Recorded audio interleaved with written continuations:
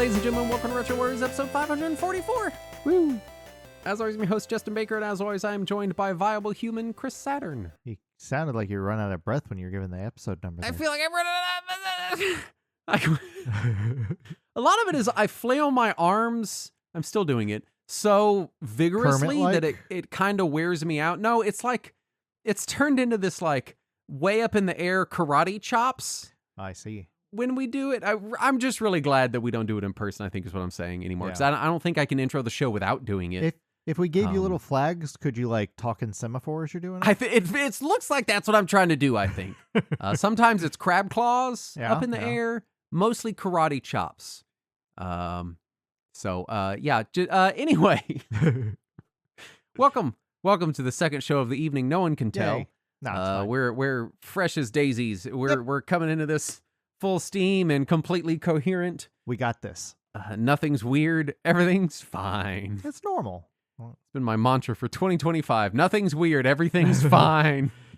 It has not been working out. I had to medicate. It's totally fine. My week. Uh-huh. I've been playing the video games. I picked up Mega Bonk, which is what are we calling them now? A Survivors like, I guess is what we're calling them. I've also heard Bullet Heaven. I've heard Bullet Heaven. It's heard a Survivors like. Mega Bonk. It is Vampire Survivors by way of like being 3D third person. So like you have a camera stick and you move the camera around. Yeah. And there's a Z-axis. There's a lot of jumping, and you can like increase your jump height and get double jumps and stuff. It's not quite as addicting as Vampire Survivors, although what is aside from hard drugs? Yeah, aside from heroin. But it does have a kind of vibe that I like. Like one of the first characters you unlock is a skeleton in sunglasses on a skateboard, and every time you jump, he does a kickflip. So it has this kind of like goofy Saturday morning feeling vibe to it. Nice. That I like. It's a little slower on kind of the progression. Like Vampire Survivors, especially early on, I feel like you'll play a few rounds and not kind of get it, and then you'll have one good run, and suddenly you're getting avalanches of unlocks. Yeah. At least that's how it is now that there's so much content for it. Right. This one feels definitely a little slower. You'll play a few rounds in a row and maybe get an unlock or two, maybe, and then play a couple more rounds. But it's fun. It has boss characters, which is neat.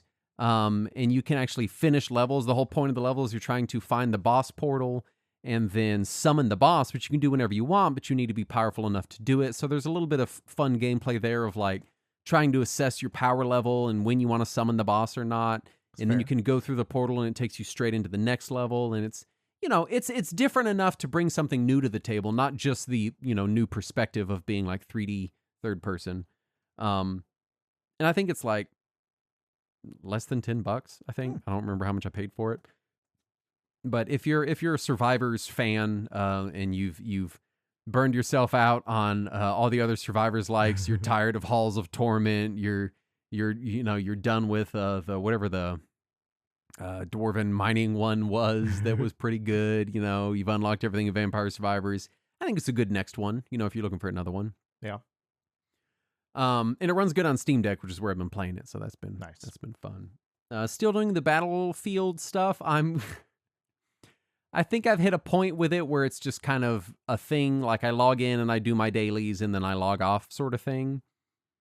Kind of like late era MMO player sort of vibe, where you're like, all right, I log in and I do my things. I'm still enjoying it. I am perpetually annoyed with little things they do. Like they just recently finally started fixing some of the problems I had with the game. Like just actual bugs. And then I log in the other day and they had added, I've been unlocking the battle pass thing. And what frustrates me is they lock weapons behind the battle pass. And I don't know if you know this about first person shooter games, but having different weapons available is very important. That sounds weird. They all just guns, right? Well, no. I mean, yes, not guns? But no. Okay. So it's frustrating to me, like, the best short-range sniper rifle is locked behind the battle pass. Like, I wouldn't care if the battle pass was just cosmetics and shit. But they're putting, like, gameplay pieces in it, which is frustrating. And then they're announcing new sections of the battle pass that you have to do specific different things to unlock on a limited time window. And so I go and I do all of those, and I'm like, all right, they're finally done. I'm almost done with the regular Season 1 Battle Pass. And now I've got everything unlocked, and, I'm kind of finding my groove. And then I log in yesterday, and it's like, complete your Red Bull challenges. And I was like, I'm sorry. Red Bull? Yes, you heard me correct. In my $70 retail game, there's a whole battle pass sponsored by Red Bull. Yay. And I have Red Bull specific challenges to complete, which of course I'm doing them. Because one of the things you can unlock is a little Red Bull can that dangles off your machine gun, which is just the stupidest fucking thing. Yeah. But I'm just like, can we stop? Stop doing it. And they just added a new mode a week or two ago, and now they're taking it away, and they're like, it's gone now. And I'm like, why would you? What? Quit taking modes away. This is the thing. Andrew tells me about this because he plays the online shooters, and he had me playing. What's the Blizzard one? Overwatch. Overwatch. Yeah, he was kind of into Overwatch for a couple weeks, and I was like, oh, I'll try it. Sure, it was like free or cheap, or I don't fucking remember. I think it's free. And we played it, and I was like, I hate this. I don't like this. I don't like this. I like the running around doing stuff, but I don't like these modes. And they had introduced a mode I liked, and I was like, oh, this is fun. I could see myself really playing this a lot. And then a week later, I was like, where's the mode? And he goes, yeah, they take it out. It cycles through. It's seasonal. And apparently, like, all of them do that now. And I'm like, why would you spend developer money and time, make people take time away from their families, late nights, weekends, to make content for a game that you're going to put in it for 2 weeks and then take it the fuck away? Why are you doing this? Right. I mean, I know why you're doing it. It's called FOMO, right? Right. But shit, man. Yeah. Still enjoying running around shooting people. That's fun. I did run over a guy with a golf cart finally. That's good. Because you can get golf carts in the game. How did he take it? I don't know. I have all... So in the game, there's voice chat and there's like text chat. Yeah. And I have all forms of communication completely disabled at the system level. Nice. So sometimes I'll do shit and like Andrew will tell me, he'll be like, this guy in the chat is yelling at you. And I'll be like, oh, tell him to go fuck himself. Like, I have no idea, right? Because people just get too people-y, What? in online. I know it's awful. One guy was mad at us. There's a mode where it's mostly bots. So it's a 64-player match, and 16 of the players are bots, and it's called the casual mode. Okay. And it's for people like me who are like not hardcore FPS players. I just want to play the game and shoot some dudes and have fun. Yeah. Sure. And no one really plays the objective in those modes because we're all there just to goof off and unlock challenges. Like, this isn't a serious mode. It's not ranked. You don't get anything. You barely even get experience for it, right? And we were playing it one time, and this guy was just yelling at us in the chat. Dang. And Andrew was like, this guy is so mad that we're not pushing the objective. We're not playing the objective. And I was like, I'm just here to kill bots. Like, I just need to get 10 headshots with this gun to unlock my such and such thing. Like, nobody gives a shit in this mode. Yeah. And he was so mad that he spent the rest of the match standing behind us, throwing smoke grenades on us. I'm like, why? Do you have nothing better to do with your time? Clearly not. I did make one guy mad, and I could tell he was mad because I needed I didn't know what this was. It was called a smoke assist. And it's when you throw a smoke grenade and then your friend, the person on your team, shoots someone from within your smoke cloud and kills them. It calls it a smoke assist. And so I just spent a whole session doing nothing but throwing smoke grenades on my teammates, which they did not like because they couldn't see anything, but I didn't care because I needed smoke assists. And then every time I died, my own team started teabagging me. So I think they got mad about it. Other than that, I've been it's not video gaming, but I've been learning and exploring first edition advanced Dungeons and Dragons. Was it very advanced? It is. It really is. The version of D&D I've been playing for the last several years is basic. Simplified Dungeons and Dragons. It is called basic. It's the version of basic D&D from like the 80s. It's Dungeons and Dragons 4th edition for simple idiots. It's and so I'm going from basic to advanced, and it really is advanced. But I've been spending a lot of time just kind of digging into it. I never really bothered with first edition because it always seemed too complicated and antiquated. And for whatever reason, that's been my hyperfixation lately. Is it's the only edition of D&D that I just don't fucking get because it's so weird and complicated, and I'm like annoyed that there's this one version of it that I just don't understand. Right. And so I've been going very deep on trying to put myself in the mental headspace of 1970s Midwestern war gamers to try to understand the design philosophy behind first edition AD&D, because it's just so different from how I play the game, and I've always played the game. But it's been fun in its own way, a kind of a little research journey. I have been inflicting AD&D first edition on my regular weekly group. Yeah. And they're finding it about as nonsensical as I have been. Yeah. But it's been an experience. I'll say that. We've been experiencing it together.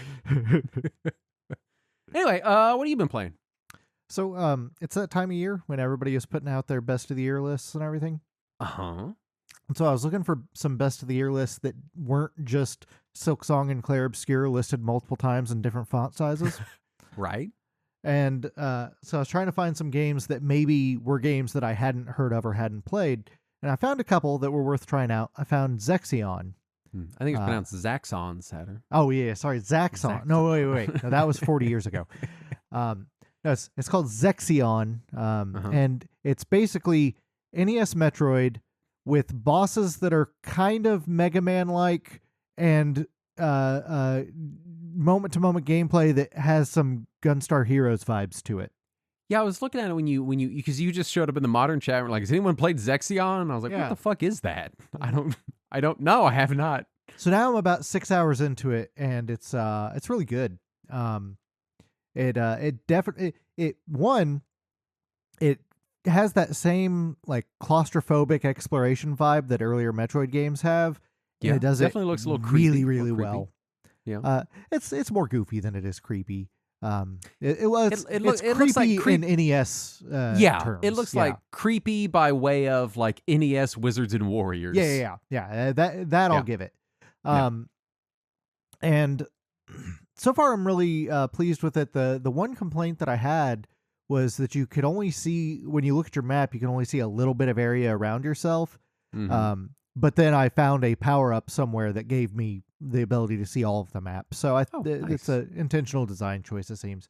But no, it also has a ton of accessibility options, including the ability to turn on save states. Ooh. You can also turn on fractional damage. So if you want enemies to do full damage or 90% damage or 75% damage or 50% damage or 10% damage or 0% damage, just a ton of really good accessibility options. Plus, I have to give it credit because visually it looks the most like an NES game of any of these faux NES games that I've seen. Yeah. Like it seems to do the color depth and the pixel sizing and all that stuff is as accurate as I've seen from one of these games. It's clearly not an NES game because NES games wouldn't be able to store this much on one screen at one time. Right. But it gives the aesthetic very accurately. I'm very, very pleased with that. And it is a Metroid style game. So I'm not even going to say it's a Metroidvania because it leans much more into the Metroid than the Vania. It is very much just a Metroid clone in that regard. I'm really digging on it, and the different weapons are really neat. So yeah, it's good. It's worth checking out if you're into that. Nice. The other game that I tried out, which is not so much a me game, but I think it is a you game, is called Absalom. And it's designed by some of the guys that did Streets of Rage 4 and Streets of Fury. But it's kind of like Capcom's D&D arcade games mixed with Slay the Spire. Oh, man. Yeah. You were saying that right as I was looking at the trailer for it, and I'm like, this does look like a me game. Yeah. This looks like a very me game. I only did the demo on that one. I didn't buy that one yet. And like as I was playing the demo, I was like, I'm not sure how much I'm digging on this brawler combat, but this feels like something that Justin would really want. Oh, and I like this art style too. This is cool. Yeah. Art style is gorgeous. It looks kind of like what's that one roguelike-y thing where people go crazy and it's all black and red and Darkest Dungeon. I think? it looks kind of Darkest Dungeon-y, but like colorful, Yeah. kind of. I was this looks getting neat. similar vibes to what I got from Streets of Rage 4 as far as gameplay. But It's then overwhelmingly positive on Steam. every brawler feels the same to me, so don't take me. How at that. dare you? So In some of them, you walk left and punch. I don't know about that. I've even walked up and punched. It also, I don't know if it's just me, but I get some mild Golden Axe vibes from it. Okay. It's somewhere in the middle of Golden Axe and Capcom D&D brawler, but with gameplay that feels more like Streets of Rage 4 mixed with some Slay the Spire. Yeah. Oh man, this looks real good. So I don't know if I'm going to stick with it, but I still wanted to bring attention to it because I think you and people like you need to know more about it because I've not heard anyone talking about it. Yeah. Yeah. This has got a lot of reviews, overwhelmingly positive. And .emu is listed on developer. They're the publisher and publisher, Yeah, and so it's kind of shocking to me that I've not heard of this either. Right. This is completely unknowns to me. It says similar to games you played: Streets of Rage 4, Turtles, Shredder's Revenge. Like, wait, Yeah. recommend me shit, Steam. Quit giving me hentai games.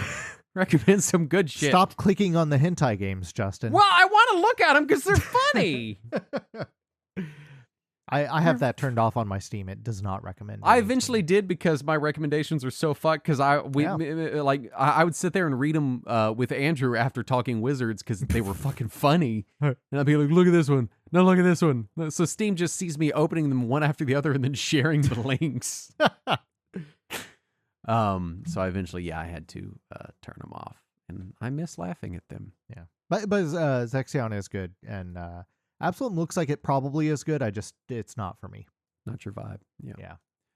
Let's do some news. Okay.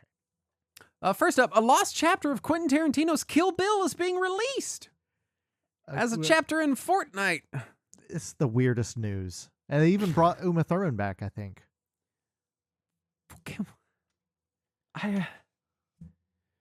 This is as disappointing as hearing that there's new Yakuza content in Roblox. You know, the more I hear about Fortnite and Roblox, the more it makes me feel like the old people I mocked when they didn't understand video games when I was a kid. It's literally exactly that, but Yeah. like, fuck, man, can you just? The idea that Tarantino would fucking sign off on this to begin with, Yeah.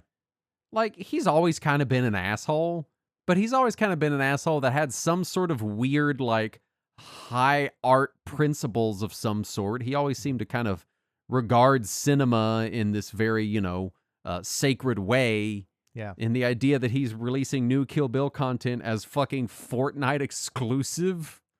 What Maybe are you he's just doing, a big man? Fortnite fan. I highly doubt that. You never know. Maybe he just spends all day playing Fortnite these days.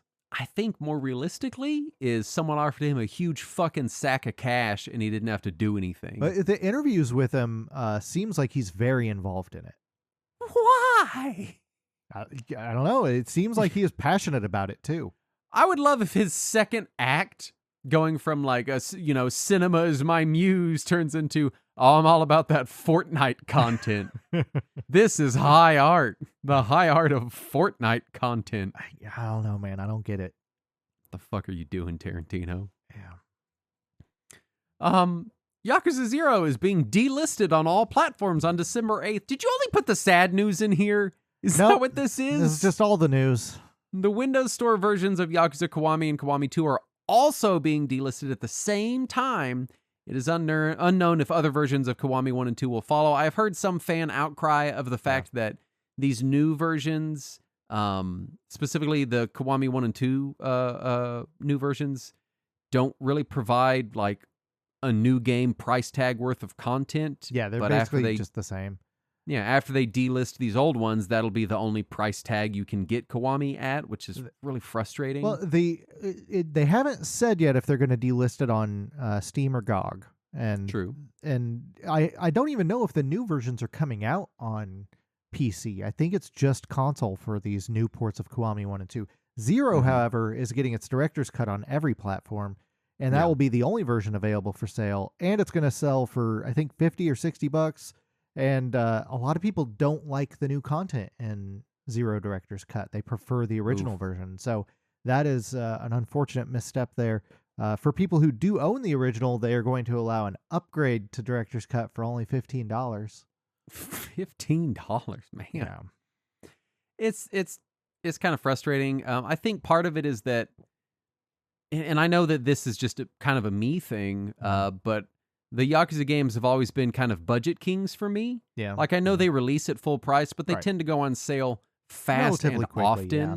Like, I got Pirate Yakuza for, I haven't even opened it. It's still in the shrink. It was like $15 the other day. And I was like, fuck, I'll buy it for $15, you know? Yeah. You can get 0 through 6 in a bundle for like $90 year round on PS4. And it regularly Uh, goes on sale for less than $50 for 0 through 6. Yeah. And so it's like these have always been Well, not kind of, anymore, but you know, content for dollar budget kings for me. Oh, yeah. You know, people are like, hey, I want some good wacky games that aren't, you know, your standard AAA bullshit, and they're fun and weird and they're cheap, and it's like Yakuza is an easy recommend. Yeah. And so it's kind of frustrating to see this what feels like kind of greedy behavior. yeah. Like, I Well- get it, they're making new content. You should be paid for your new content, but you don't Sure. got to delist the old versions. Like, Yeah. it's frustrating. Now, the original developer of Yakuza left Sega a year or two ago, and I feel like since then it's been a little questionable on a lot of the series' decisions. Yeah. Yeah. Tim Sweeney. Oh, God damn it, Saturn. Why? Where did you get this news? The dumpster? Yeah, from the trash store. Tim Sweeney says that AI will be used in the making of every game. So it makes no sense that Steam would require developers to disclose its inclusion. Look, Justin, sugar is used in the production of everything. We don't need nutrition facts on the sides of food. I know that I don't need to tell anyone that Tim Sweeney makes stupid fucking arguments. Mhm. He does it professionally. Yeah. But this is the stupidest fucking argument. I'm What- so glad I've not made an Epic account. Fuck this guy. Who So hard. cares if you disclose it, Tim? Fuck off. Yeah. Fuck off. New Taito and Turrican carts coming to Evercade. That's good news, see? Well, I it's think Turrican it's still news. difficult to get Evercade stuff in the States Yeah, from well, tariffs, so it's not. okay, fine. Here's here's some a good good one. news. Following the GZ Doom drama, the first official release of Fork UZ Doom has been made available. Yeah. That's exciting. See, It's that's a good one. Yeah. It's got good support for Windows and Linux and, and, you know, all the different platforms. It's good. It's good. You can play it, and you can play your old wads. I was on something forum, Reddit, Lemmy, Yeah. I don't know. And someone was posting about they had responded to this UZ Doom news, Mhm. and they said, "Does anyone even play Doom except for speedrunners?" And my first thought was, there are Doom speedrunners? And then, Oh, of course, yes. my next thought was, of course there are. There's Yeah. speedrunners for everything. Right. But then my next thought was like, am I weird that I still play Doom? Just like, A I get little. nostalgic to open up Doom and just gun Well, there's down plenty imps. of people who still play. I mean, they just re-released them on all the modern consoles not that I know, long ago. and I've Clearly, played those there's an ones a audience. bunch. Yeah. They're fun. Right? Very weird thing to say. Yeah. A secret debug menu has been found for Street Fighter 2 hyper fighting. That's neat. That's cool. Yeah, Yeah. what a neat thing. Yeah, I don't remember what it did anymore. I had read the article, but that was weeks ago. Yeah. Raspberry Pi is raising prices due to RAM costs. Yeah, everybody is. I've heard a pet theory, a conspiracy theory, that the costs of memory aren't actually going up as much as companies are saying they are, and this is all just a drive to push us from owning our own computers to using AI platforms for everything. I wouldn't be terribly surprised. And if I found out there was market manipulation going on to achieve exactly that, I would not be shocked, because so many companies are so whole hog in on the AI thing that if it Yeah. bursts, they're fucked. Yeah, and also they're pretty horny for the idea of us all just having cloud computing, because then we don't have to have access to download anything. Right, and we rent literally everything. Everything, It's the yeah. rental economy. Economy. It's not a comedy. It's the This opposite is- of a comedy. This is why I'm not on television. Well, this isn't why I'm not on Yeah, it's television. among the many reasons. Valve confirms they've been funding FEX, the x86 to ARM translation layer, and are also testing another translation layer called Lepton, which is Android to Linux translation via Waydroid.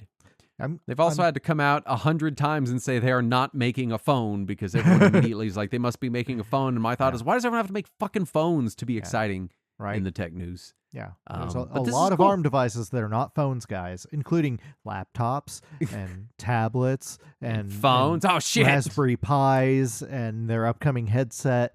There's a lot of things that are ARM-based. Switches. The Switch is ARM-based, yeah.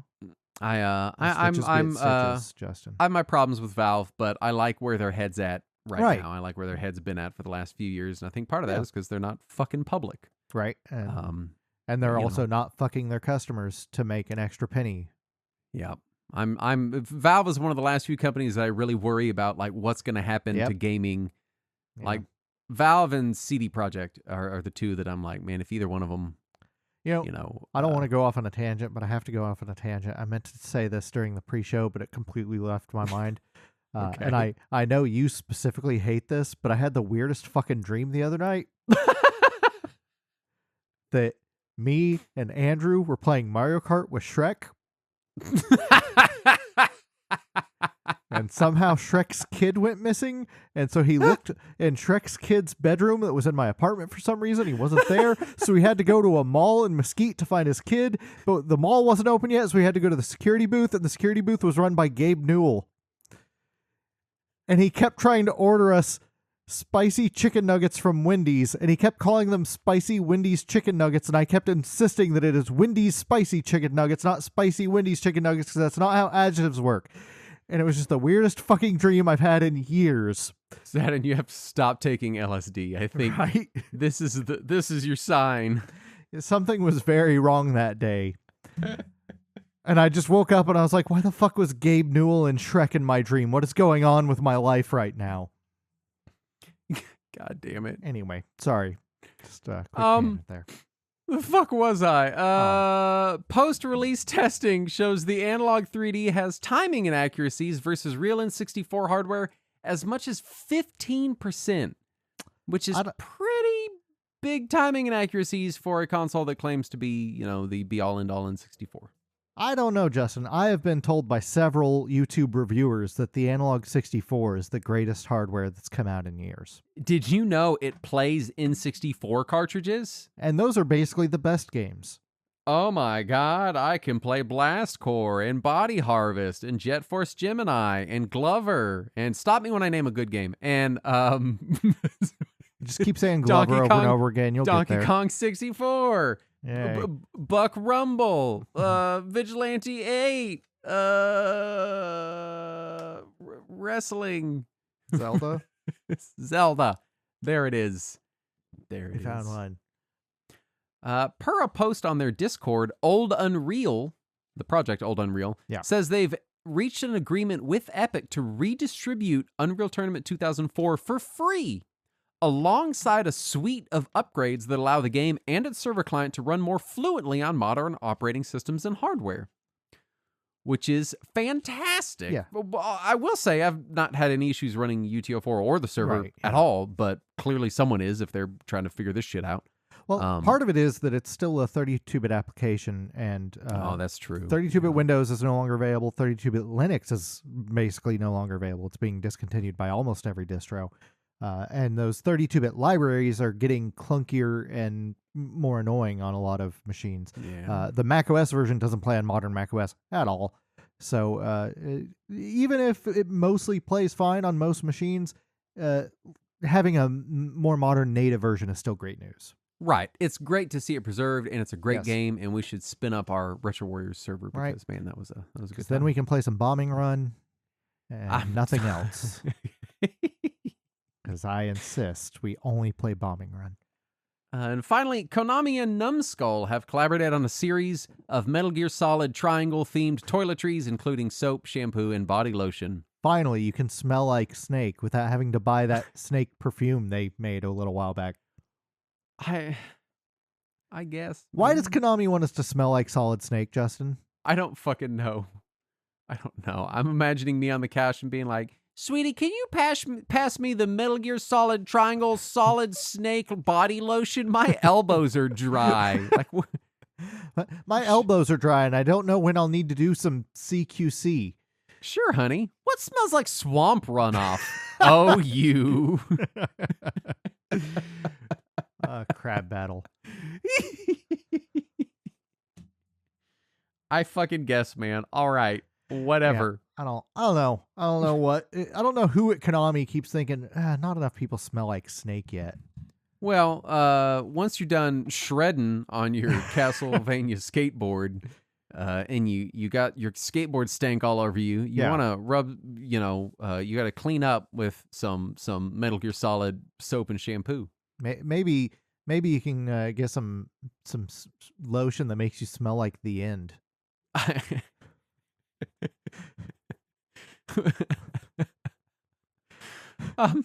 Which brings us to our topic at hand.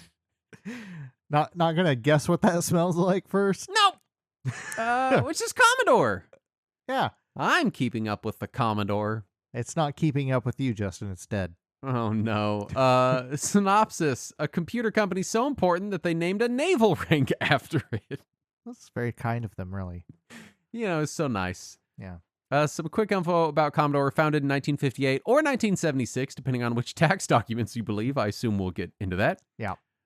Founders were Jack Tramiel and Irving Gould.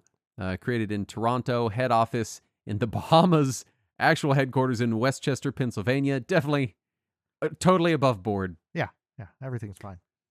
You will know them for the PET, the VIC-20, the C64, the Amiga, and you probably won't know them for the C64 GS and the Amiga CD32. That was their video game consoles, Justin. That way we're still on topic. Right. As far as first encounters, I think we had some C64s at my elementary school. I have vague memories of a computer that looked sort of like one that we would be upset to be stuck on because our computer lab was like split. Half the computers were newer Windows machines with Netscape Navigator, and the other half were like the old computers, right? And I don't remember them well enough, but I think that they might have been C64s or Apple IIs. Probably Apple II. I feel like that would have been more useful by then. The Apple II, I feel, is such a... I feel like it might not have been. They were weird and not Apple II-y. I know that. Because in middle school and high school, we had a teachers with Apple IIs still.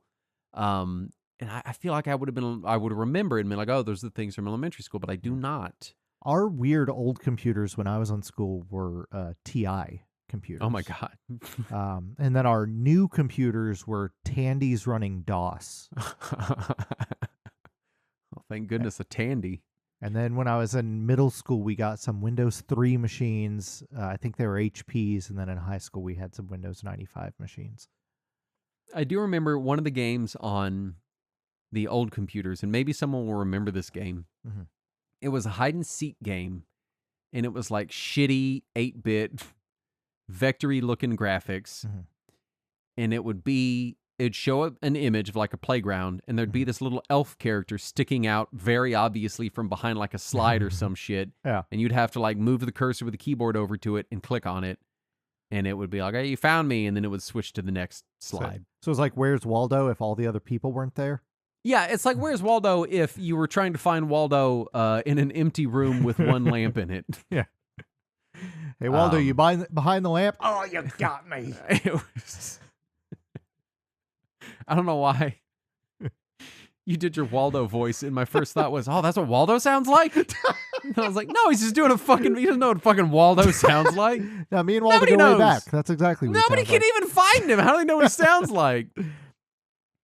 My uncle was a programmer for Commodore software back in the day for VIC-20 and C64 software.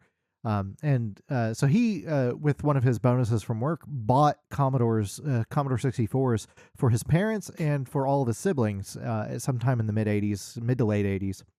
And he gave us a bunch of copied floppy disks of games because him and everybody at his office would trade floppy disks, and because they had the programmer software that could copy them properly instead of the home consumer software where you had to finagle and daisy chain disk drives in order to copy them and everything. So he would But bring us. didn't he read that letter from Bill Gates about how copying floppies is piracy and bad? This was before Bill Gates cared, because Bill Gates didn't have the monopoly on the market that he had later. And he was probably at home copying floppies, Commodore certainly. floppies. Yeah, Yeah, You know, and don't copy cassette that tapes floppy. too. Yeah. Yeah. But the funny part was that my uncle was able to get us the systems and all these stacks of floppies for cheap. But for anybody who didn't own a Commodore 64, it does not have a floppy drive. You have to buy that separately, and he couldn't get that cheap, so we had to buy our own floppy drive. I remember my dad bringing me with him to Sam's Club. This is like one of my earliest core memories. Is going to Sam's Club with my father to get a Commodore disk drive and him bitching about it the whole time.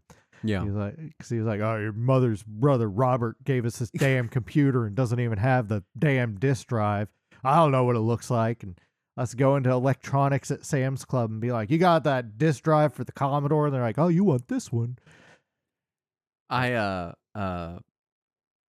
just sitting here reeling at the idea of someone who's just a programmer being able to afford buying multiple computers with a bonus check for their family. Yeah. As just like a fun gift thing. Yeah. Compared to now where programmers are like, no, I sleep in a closet. But my bonus rent's this going year, up. I got a coupon to Chick-fil-A. My rent's going up, so I'm going to have to sublet it to some stray dogs. Yeah. But you know... Commodore software was lucrative for like a year. Yeah. We'll get to that. Imagine. So take us into Commodore. Yeah. Early history. So we start in 1958 with Polish-American typewriter salesman Jack Tramiel. I'm not going to try to pronounce his real name because he chose not to go by his real name because Americans couldn't pronounce it. I see. So we will skip that entirely because I am also a dumb American. Yes. Excellent. And he founded Commodore Portable Typewriter was the original name of the company. He founded it in Toronto, where they sold imported Czechoslovakian typewriters. Mm-hmm. There is more to typewriters, also known as dumb computers. Right. Yeah. These are these are dumb computers with built-in printers. Wonderful. But now I'm not going to go into more of his typewriter history. There is some. It's very confusing, and it sounds very shady the more you read into it. That's just business back then, you know? I mean... he feels like he was ahead of the curve as far as shadiness sometimes, the more you read into him. Yeah, I suspect. So there were some early financial struggles, but the business did well enough to stay afloat. It went public on the Montreal Stock Exchange in 1962. By then, he was going under the name Commodore Business Machines. And every article you read about this specifies Canada in parenthesis because he later dissolved this company and founded a new company called Commodore Business Machines in America, probably to avoid some tax things. Anyway. You don't say. Yeah. This guy? No way. So he did get some backing from a large Canadian financing company. I forgot to write down the name of the company, but it doesn't matter. And they continue to grow their business both in typewriters and calculators. They were able to get some early calculators and adding machines manufactured in Japan while Japan was still the cheap place to manufacture things. And they were able to get a head start on the calculator business because at the time it was mostly HP and Texas Instruments making stuff here in North America and Commodore making stuff cheap in Japan. Mostly rebranding Casios. In 1965, that financing company was caught up in a big fraud scandal, which led to the collapse of that company and most of the companies they had invested in.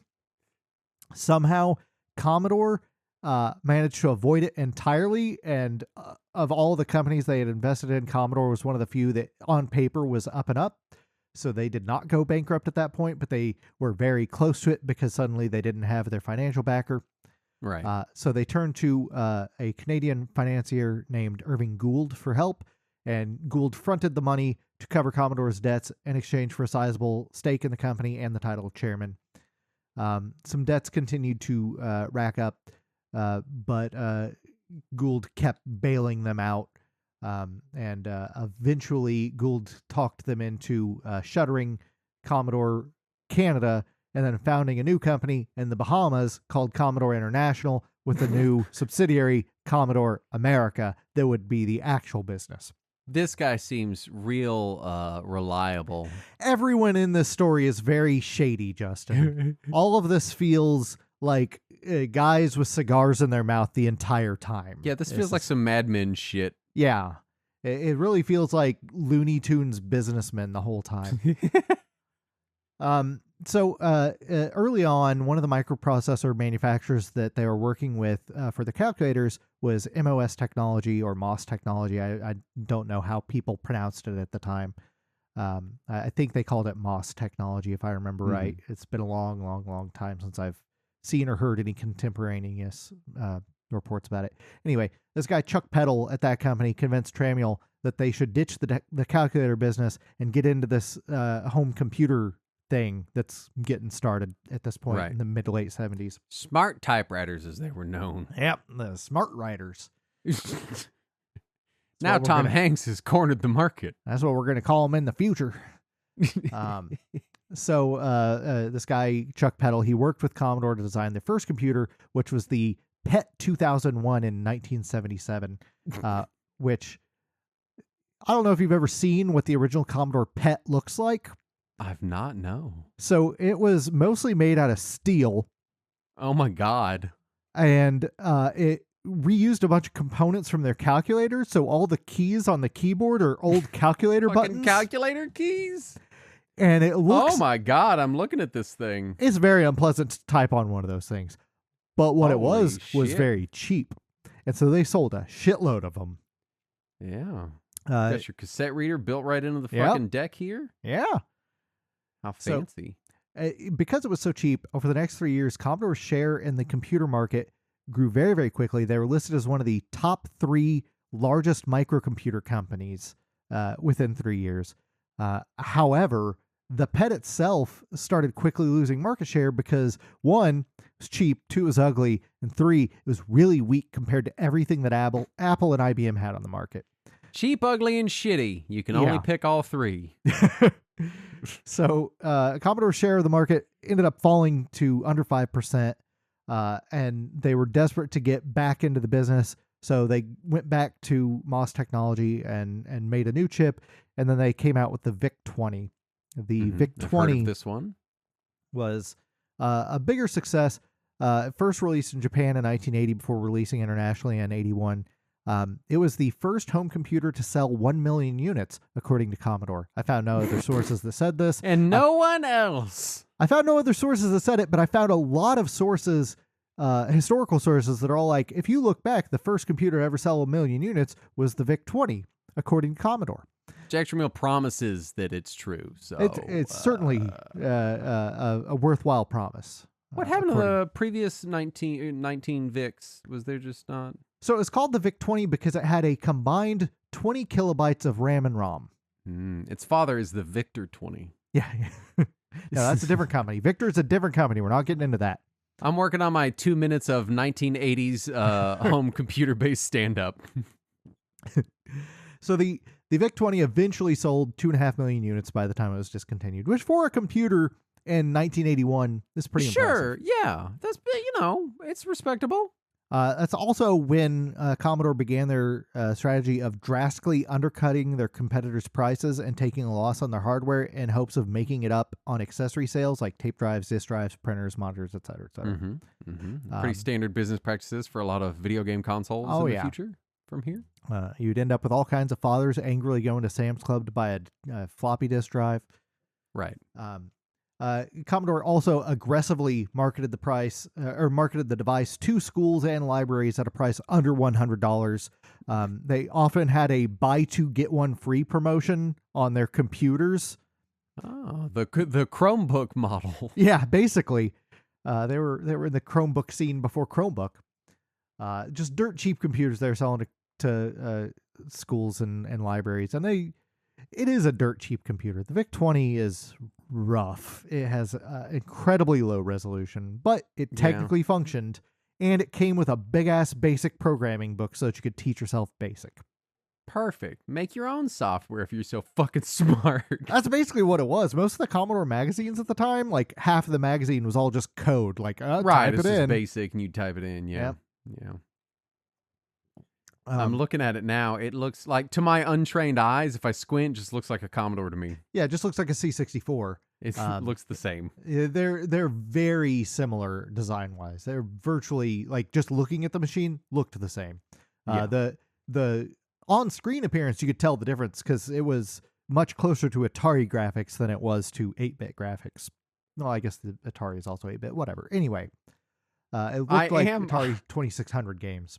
I did learn that William Shatner did a VIC-20 commercial. He did do the VIC-20 commercial, yes. And apparently in 2024, people were talking about it on X. Huh. The Everything app, formerly known as Twitter. Yeah. And he defended the VIC-20 in 2024. He said, "My dear Sporto, the Commodore VIC-20 was the best personal computer of the 1980s for the price. The Atari 2600 was a game console from the 1970s. I assume, I don't remember. I can't see the original thing because Twitter is blocked on my entire home network at all levels at the router. yeah, same. I can't see what he's responding to. And even if you could pull it up, it blocks everything until you create an account and sign in and all that shit. Yeah. Anyway, none of that shit works on my network. So VIC-20 did pretty dang well. It did well enough that Commodore had made a healthy amount of money. They invested in immediately releasing a successor, which was the Commodore 64. Came out in 82. It was more expensive than the VIC-20 or the PET, but it was still significantly cheaper than any other computer on the market that had 64K of RAM, which was where the 64 comes from in the title. The initial price of the C64 in the US was $595 American dollars with no disk drive, no tape drive, no monitor, anything. It was just the computer. You plugged it into your TV and you typed on it. Yeah. That is the equivalent to about $2,000 in 2025 money. I'm trying to think. Home computer, if I went out and I built a high-end computer, $2,000 is not not an unheard of amount of not an unheard of amount of money for like a high-end personal computer in 2025 with no monitor, with no disk drive. Yeah, that's true. Really, the problem is $900 of these days is the graphics card. Right. Yeah, that's true. So but and this wasn't seen as high end. This was seen as upper mid range, really. Yeah. So maybe kind of rough on the price, but I don't know. I guess what I'm saying is not insane. No, it wasn't insane at all, and it was still compared to the 2,000 to 3,000 that IBM was selling their computers for at the time. It was considered a budget price. Yeah. However, the following year, Commodore already dropped the price to $300, so half of what it launched at. And they started to allow retailers to put the machine on sale for as low as $200. So it was quickly dropping in price. And because it quickly dropped in price, it quickly became very popular. I'm sorry. Okay. I had an idiot moment in my head where you had said it's $2,000 in 2025 money. And what I somehow was thinking was it cost $2,000. And then you're like, then they put it on sale for $200. I was like, there's no fucking way. No, $595 to $200. Well, still is a pretty massive markdown. Yeah, it dropped 2/3 of its price within about a year. That'd be like if the Switch went on sale a year after it came out for $100. Yeah. Which is kind of what video games used to be like a long time ago. But I digress. So, in addition to schools and libraries buying the C64, which of course they did because it was cheap and it was better than the VIC-20. Right. The Commodore also aggressively started selling to governments. I was able to find notably the British government and NASA both started buying large contracts of C64 computers for stuff, which in 2025, thinking that 40 years ago, NASA was using Commodores to go into space. Yeah. Feels like magic. It does. I mean, fuck. A lot of that math was done with goddamn slide rules. Right. Yeah. I mean, all of it is fucking magic, but it feels like it would have been a downgrade to go from the slide rule to the Commodore some days. But anyway, by 1983, Commodore had reported over $1 billion in sales, not adjusted for inflation. Holy shit. Though their profit margin was under 10%. Yeah, because all they were right. taking such a loss on these Massive machines. loss. Yeah. They were still profiting. They were still a profitable company, but they were profiting very little compared to their sales amount, especially compared to their competitors. Apple and IBM were making gobs of profit in comparison. Inflation calculator says $1 billion in 1983 money would be $3.25 billion today. Yeah, so a ton of money. Yeah, lots of cash coming in. Oh, yeah. There was a Boston newspaper that was reporting on summer CES in 83 that claimed that Commodore was selling as much as the rest of the industry combined. Holy shit. And software developers stated that as much as 65% of their sales came from Commodore customers, which so people were buying 2 and 3 of these things. Yeah, well, they were saying that as far as their software goes, when they were selling a game or a piece of software on multiple different computers, more than half of them were buying the Commodore version compared to the others. So a big chunk of the market. Yeah. And tech reporters also claim that Commodore was the only PC hardware maker at the time that was making a net profit. I couldn't verify that, but it's not impossible to say at that time. I'm sure plenty of them were operating on margins just to get their name out there. In 84, the board of directors was replaced after disagreements over lowering prices because Tramiel just wanted to keep lowering the prices to get as many of them into homes as possible. And you know what? To his credit, it's fucking working. Yeah. At that point, it was really working, and they were making a ton of profit. But the board was like, no, we have to stop lowering prices. We're barely making profit on this as it is. We want to maximize but if you barely make profit and you sell a gajillion of them. Right. And so Tramiel and the board and Gould had a falling out, and Tramiel ended up leaving the company in early 84, which I would say is pretty much the beginning of their decline. Yeah. But they did manage to stick around for a little bit because Amiga came around. Yeah. Well, also in this time period, they're coming into some pretty staunch competition. Oh, yeah. The market is really exploding. There's a lot of change happening that even if they had kept with their business strategy, they still might not have. Right. Yeah. They very well might not have worked. Floundered compared to all the stuff coming in the market. One of their big competitors was this guy named Jack Tramiel.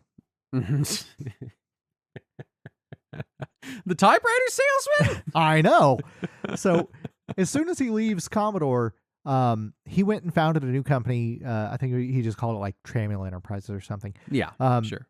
We've talked about this before in our Atari episode back in the day. Mm-hmm. So he founded his new company in May of 84, and a few months later he buys Atari from Warner and immediately pivots Atari into being a computer company. Man, talk about being in the right place at the right time with a pocket full of cash in 1984 wanting to buy Atari. Oh, yeah. Holy shit, man. It was right after the crash. Atari bottom fell out. Yep. And he's like, I'll take it for pennies. Yeah. Basically, he did. He bought it for a fraction of what Warner had paid for it just a few years earlier. Yeah. And so he starts pumping out computers from Atari. He started poaching engineers and designers from Commodore to make his computers. He pumps out the Atari ST, which was Atari's 32-bit computer. Came out in 85. It was way more powerful than any of Commodore's machines, and it sold for $800, which is about $2,400 in modern money. Mm-hmm. And immediately Commodore sues Atari for theft of trade secrets, among other things. And Commodore's trying to stay competitive, but they don't have any hardware that can compete with this Atari ST. So they buy Amiga, which is a separate company.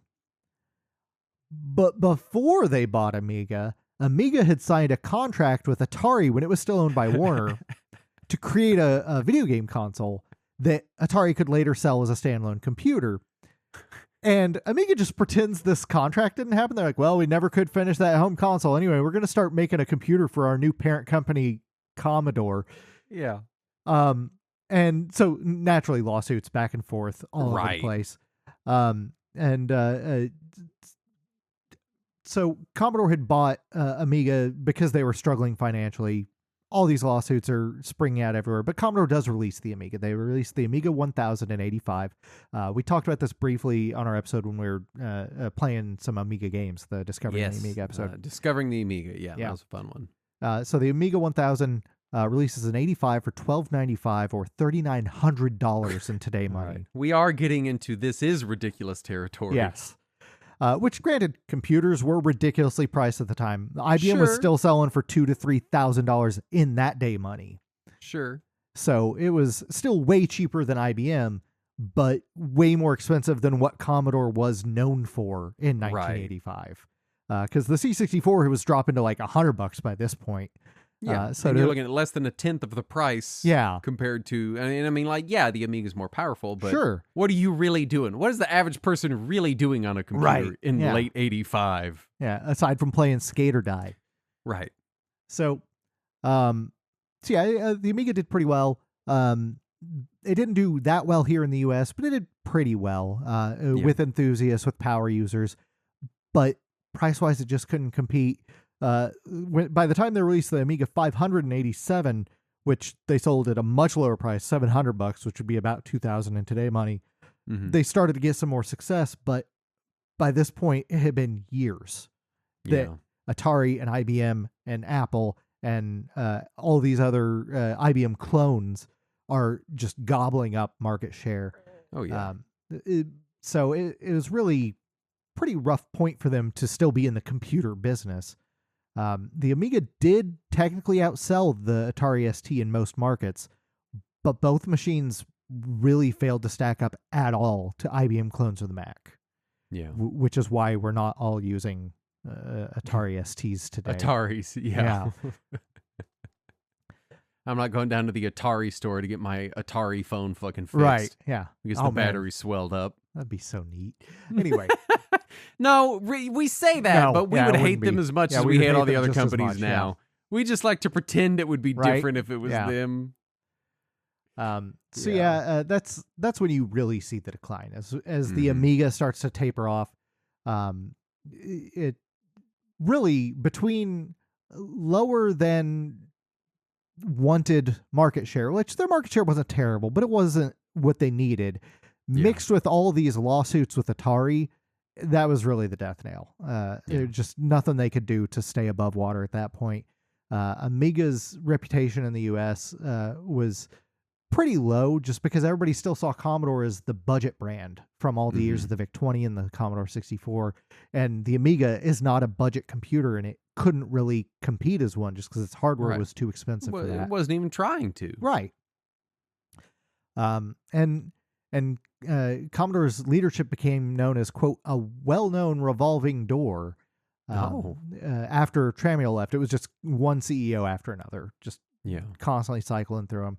An InfoWorld survey of software designers at the 84 Comdex found that nearly all the developers made software for Commodore machines, and that Commodore software made up for much of their revenue, much like what we were hearing from that Boston paper earlier.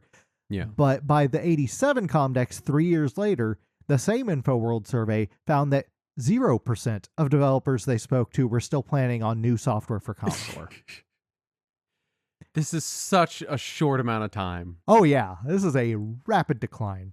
Like, I mean, obviously this is in the kind of microcomputer, like they'd been out for several years at this point, but this is when like they're hitting the mainstream. There's this rush from all these companies and stuff moves fucking fast. Oh yeah. But it's just crazy to think about that in 3 years it goes from almost everything. Yeah, from $1 billion sales, literally top of the market, nothing. Yeah, it is crazy. A rapid drop there. And they're pretty desperate to regain any kind of revenue, any kind of solvency. So they relaunched the Commodore 64 as a gaming machine to compete with Nintendo in 1990. How did that go, Saturn? Not great. So they released two models, the Commodore 64C, which was just the exact same computer in the exact same case. But they put a C on it, right? They put a C on it. All right. Yeah. I'm sold. And then they also sell the Commodore 64 GS, which is the exact same computer without its keyboard. What? Why? I don't know. I guess they thought it looked more like a game console that way. They also moved its cartridge port from the back to the top so that you could see your games while they're in there. Right, sure. That but was a- always the defining feature of the Super Nintendo, that I can Right. look at my cartridge. But the thing about a lot of Commodore games, even cartridge-based Commodore games, is they require you to press F2 to start the game. Mhm. And if you don't have a keyboard, you don't have an F2 key. Can't really push F2, yeah. That's a Right. little difficult. So very few Commodore games were even compatible with the Commodore 64 GS. Yeah. It's just a failure in every way. The last major North American C64 game was Downport of Origin's Ultima 6, sold by Origin Systems. It looks Mhm. like trash. Mm-hmm. And the last major arcade conversion to the platform, which magazines listed separately because arcade conversions were still a big thing then, Yeah. was Konami's port of The Simpsons to Commodore 64, which I did not know existed at the time, and now I want it. Oh boy. Both I of did those... want to look up the 64 GS gamepad. Oh yeah, it's rough. It's just an NES fucking Uh-huh. gamepad. Yeah. Like literally, it's the same fucking D-pad. But here's the thing. Games didn't support 2 buttons on Commodore. So both buttons did the same thing in most games, if they see the second button at all. This is ridiculous. Yeah. Who okayed this? Who was like, this is a good idea. We're gonna put this thing out. Why? So the actual Commodore 64 GS came with a joystick. The gamepad you're seeing, I think, is an aftermarket thing. All right. Yeah. All right. That makes more sense. Yeah. All right. Yeah, because it came with a joystick with a button on the top and a button on the bottom, and they both did the same thing, if they did anything at all. All right. The one I was looking at must have been aftermarket. Yeah. Okay. Yeah, I see this one now. Yeah. It doesn't look comfortable. No, it's not great. Yeah. So Commodore then decided that their way to make money was to compete against the CDI, that well-known success story. It's got Nintendo games on it, Yeah. multimedia system, wave of the future, you guys. So in 91, Commodore releases the CD-TV, which Mhm. looks like a VCR, only Okay. worse. It runs some Amiga software using a single-speed CD-ROM drive. Its remote control has gamepad buttons on the side. I but love this ugly, stupid controller. It's so remote. ugly. I also kind of love it, but it's Oh so my ugly God. looking. This is hideous. Oh, yeah. Holy Also, shit. they marketed it as a multimedia device in addition to a game console, and they tried to sell people like photo editing software for it that you could use on your TV. Right. I can't imagine how great that was. This is a complete tangent, but I had a moment the other day where my sister-in-law was over, and she has a new baby, and she was like, she was like, it's Did she frustrating. trade in her old baby to get that one? No, it's just the first baby. Oh, I see. And then and she was like, it's frustrating because I wish I just had like old tapes I could put on, like all this streaming stuff and everything else. It's so annoying. She's like, I still have all my old tapes somewhere in a box. And then she goes, but I don't have a VHS player. Oh. And I go, a VCR? Yeah. She's like, well, I don't know what that is. I'm like, Oh, damn it." no. And I was like, hold on. And I go to my closet where I have a stack of about 4 VCRs. And I Right. gave her one. And I was like, here's a VCR, but you have Yeah. to call it a VCR. But you can never call it a I'm VHS gonna player feel in my so presence fucking again. old. Yeah. VHS player. Man, I want that CD TV remote. It's so ugly. Anyway. It's the worst. It It's looks so bad. fucking terrible. This looks like some shit that you'd see in like a hacker movie from the 80s that some Yeah. kid pulls out to like Oh, yeah. hack a fucking ATM. I found a quote from Computer Gaming World at the time that described the device in a contemporaneous review as a fiasco. Which, if that's how your new device is being sold, you know you you're might having a have bad time. had a problem there. Oh, here's a good high-res photo. It's just a TV remote sideways Uh-huh. with NES buttons on either side. Yep. God damn, this Only is with the worst ugly as D-pad. shit. And it's wireless using infrared Yep. for controllers? Uh-huh. It's got a compact disc logo on it. Jesus Yeah. Christ. So they follow that up with the Amiga CD32 in 93.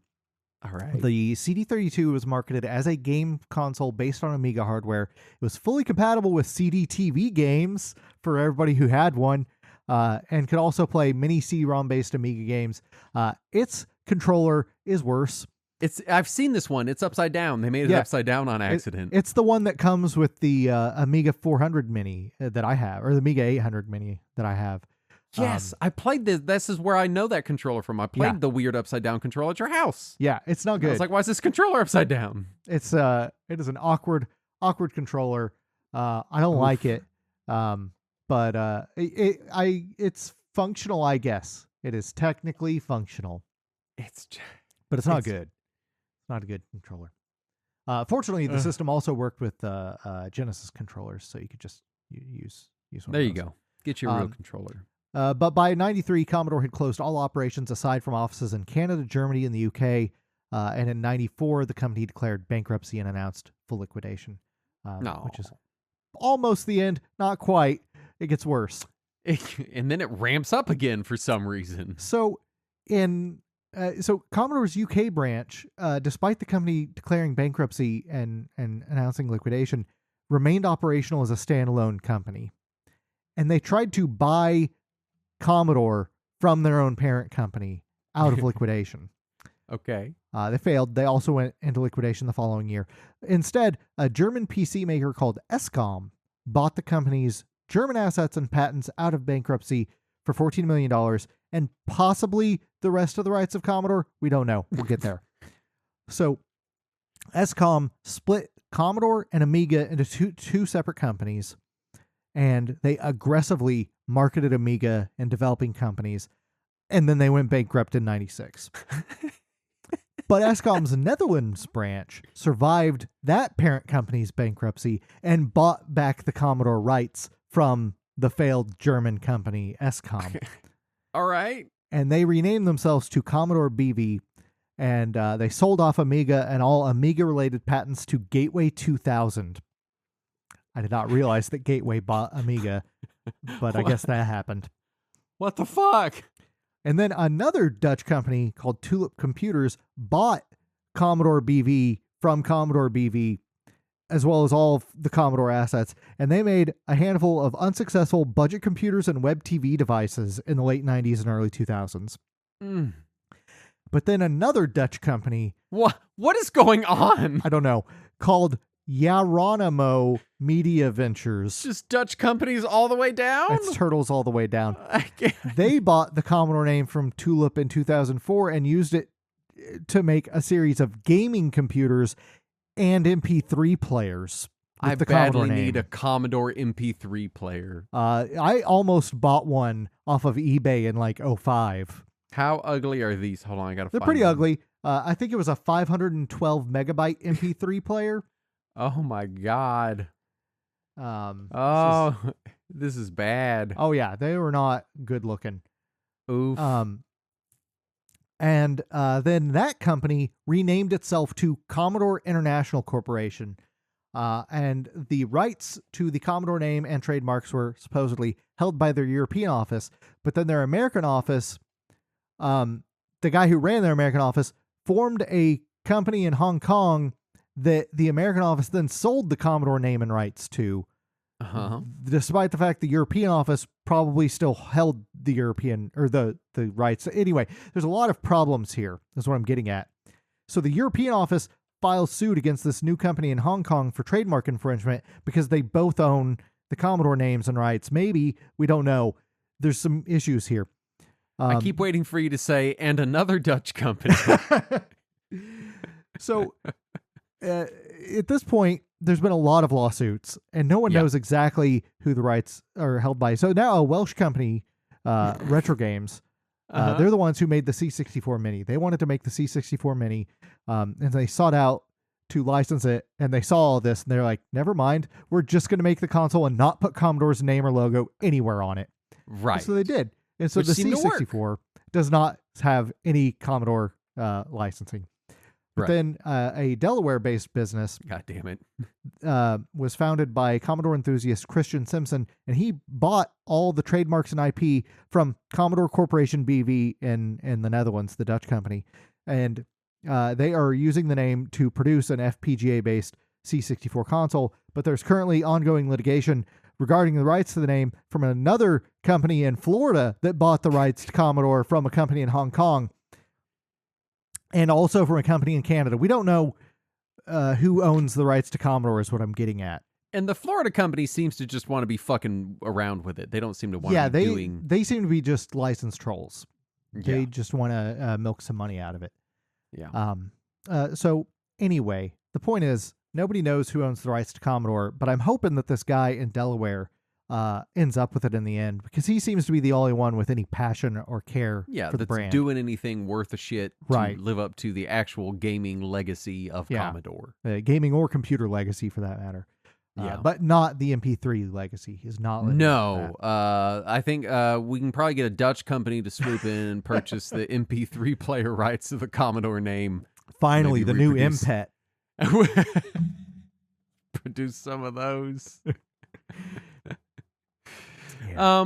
I did find somebody had made a homemade fake MP3 player that looks like an old C64 tape drive, and that's really cute. I guess you're getting into final thoughts. I don't really know what to think.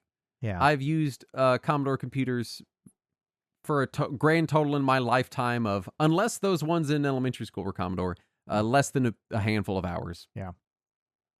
They were ancient technology when I was using computers. Yeah. And even when I was little, like we had a computer when I was little, like old DOS machine my uncle had given to us. It was his hand-me-down. But it was like an appliance. It was like, kids Right. don't touch this. This Yeah. is just a thing that sits in the corner, and This is for sometimes doing my dad taxes. cusses at it. Yeah, it's our first like real computer was an E-machine that ran Windows wow. XP. Yeah. Yeah. Oh, damn. That's a yeah. radio machine, too. Yeah. We went straight from DOS to that. Yeah. So it was you know, it was like middle school before like Right. computers were really a thing in my life. I spent a lot of time on the C64 as a kid. I Yeah. have tons of memories of playing games on it, but I also have distinct memories of like being at my cousin's house for the holidays, and he figured out how to program in BASIC to make a blinking Christmas tree appear on the screen, and we're all like, yeah. you know how like today people watch the Fireplace channel. Yeah. We had the TV running in my grandparents' living room, running this blinking Christmas Blinking tree Christmas thing. tree. And Probably strobing at 1,000 flashes per minute. oh yeah, and every like 15 minutes the Commodore would run out of RAM, and we'd have to power off the system, power it back on, and he would load it from his tape again.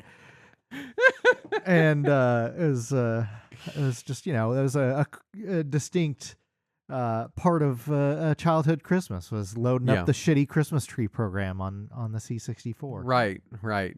Getting seizures from your C64 flashing Christmas tree in the living room. But only after the football game was over. You don't turn Right, on the of course. Commodore while there's football game on. That's God forbid. unacceptable.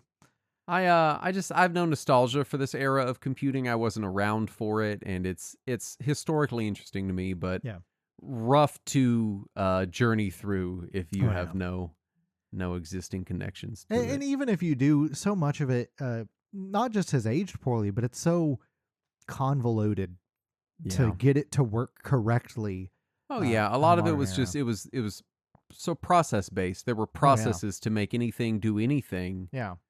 And so it's And yeah, and a lot of it's it no was deal. a lot of these early programmers were, you know, cheating at best to hack the software into doing things that really it shouldn't have been doing anyway. Yeah. And so you end up with a lot of these programs that even if you emulate them, they're not quite right because the broken parts of the hardware aren't there. And Mhm. so, you know, it's a little wonky. There's a part of me that has a deep nostalgia for Commodore and the Commodore logo and all that. And I would love to Yeah. see Commodore come back in some way, but every time they almost come back, I'm like, oh, not like that. Don't Please do that. stop. Yeah. Well, hopefully their future is this FPGA console. Right, yeah, that yeah. would be This- nice. This guy seems like he has some passion for it. And so I wish him Yeah. luck. And hopefully your future is going to patreon.com/retrowarriors. Well, where you can get other shit that we do. Other shit. We're going to thank these patrons, starting with Ishitrue, And Chris Webb. Mayo Man X, Kumatora from Mother 3. Onionoi, Jammo. J-Dog here, Matt Kovacs. Viable Patron Metroid Prime. This guy keeps making me lie. Riker looks way better without a beard. That's just a lie. Change it! I had to say that. Change it! I'm sorry I had to lie to all of you. It was a mistake. We all know that bearded Riker is the correct and canonically superior Riker, And the only both in proper intelligence, sex machine. strength, and speed. Yeah. Which are how we rate all of our Starfleet officers. Yeah. You turn the back of the card and it's got a little gauge there of how intelligent, strong, and speedy they are. Yeah. On the back of my TNG trading cards. Yeah. Bearded Riker has higher stats than beardless Riker. He's a 7.7 compared to beardless Riker's 6.1. Yeah, there you go. Anyway, thank you for listening. We'll be back next week. And as always, let us cling together.